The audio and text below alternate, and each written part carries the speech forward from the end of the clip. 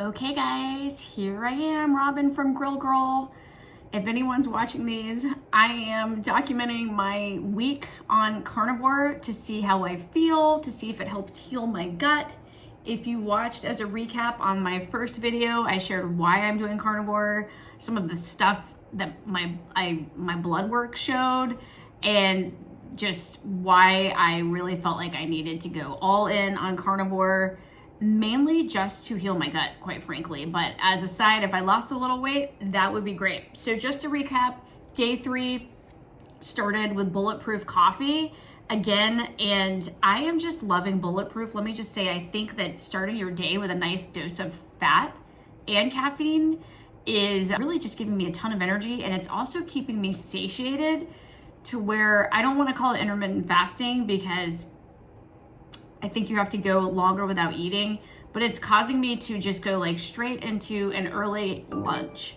And so for then lunch, I did salmon cakes. So these are kind of like a tuna melt, a tuna patty. A lot of people make these with cheese. I did not. I'm lactose intolerant, so a lot of cheeses don't agree with me. But it's basically salmon, eggs, and pork panko. I added some garlic powder. I know carnivores, you're not supposed to add spice, but garlic's actually really good for you. I figure why not? And then for dinner, I was so full from eating that. Oh, and I also paired it with a Dijonnaise made with a seed oil free mayo. You know, if you're really hardcore carnivore, you should be making a mayo with only animal-based products. Mine was made with Chosen Foods mayo, which is made out of avocado oil. So for the most part, I'm still following carnivore. I'm having no sugar. Everything's for the most part animal-based. But those salmon cakes kept me so satiated. They were very filling and very economical. I make these even when I'm not doing the carnivore diet, but one ingredient that it includes is pork panko. So, you know, if you are thinking of going either keto, carnivore, low carb, pork panko is a game changer. It's basically breadcrumbs made from pork rinds. And so I ordered mine off Amazon. My Publix no longer carries them, which is a bummer, but they're just awesome for doing any kind of like carnivore or keto baking as a binder, as your breadcrumb or your flour. So then, and I know this is like an oxymoron in the world of carnivore, but I made a carnivore dessert. I was so full from lunch. I wasn't super hungry, so I actually made a mug cake. So in my keto days, and I always make mug cakes because sometimes I'm just craving something sweet. And I've actually discovered, you know, in the world of keto, you can do almond flour. I've discovered almonds are pretty heavy in pesticides. So in my mind, I'm happy to be breaking up with them anyway. And when I look at like the amount of calories and whatnot, I kind of feel like it was almost like a diet sabotager because almond flour, I don't know how good it is for you. So I'm kind of rethinking some of those things, right? So if anything, I'm learning a lot. So I made like a chocolate flan, but it wasn't really chocolate, but let me explain. I found this recipe online for a mug cake, and basically it was an egg, butter, cream, collagen, and like instant coffee, and I made it in the microwave as a mug cake, and I paired it with homemade whipped cream, and it was delicious. And that's what I had for dinner yesterday, believe it or not. And I did cheat, and I made a cocktail. I was super stressed. We were going through the hurricane. I kept watching the news and just seeing stuff about the hurricane, and it was just like I just had a lot of anxiety yesterday. My kid had been home from school all day.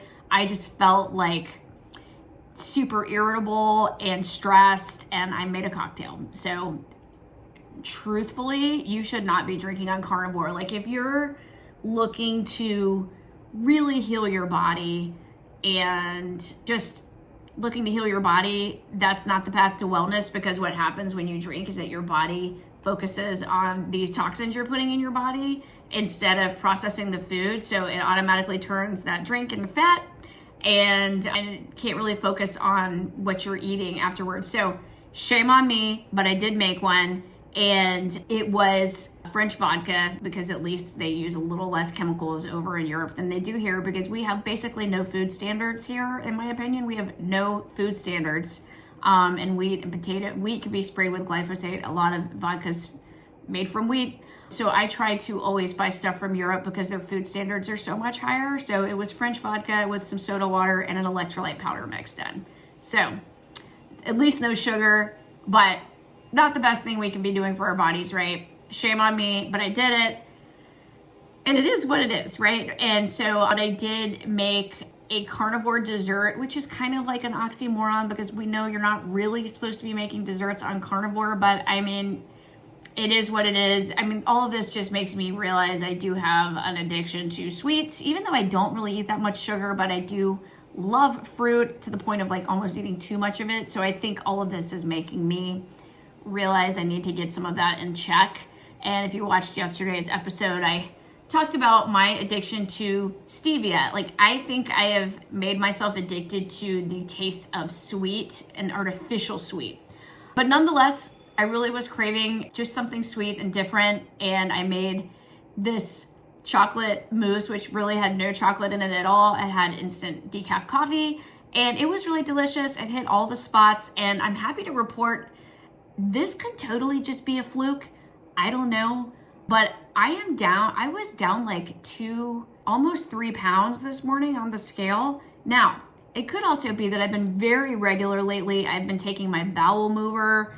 I've been taking the phase 1 of the cell core regimen for the parasite cleanse. And phase 1 is when you start cleaning out your detox pathways.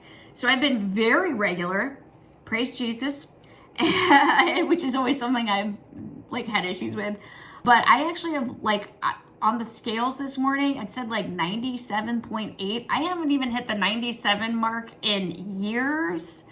So I think there's something to eating more fat because I ate a lot of fat yesterday. I literally was scooping the whipped cream I made out of the jar and eating that. And I mean, that was dinner, right? So it was fine. And those salmon cakes I had were like dripping in mayo. And I'm really thinking there's something to this fueling your body with enough fat. So with that, I'm going to sign off and say carnivore desserts are like an oxymoron, but you know what? I needed it. It was great. It hit the right spot. And I am trying to train myself to be satiated with higher fat foods and less artificial sweetener. I get it. Stevia is not really accepted on the carnivore diet, but baby steps for me. And with that, I'll sign off. I hope y'all leave a comment below.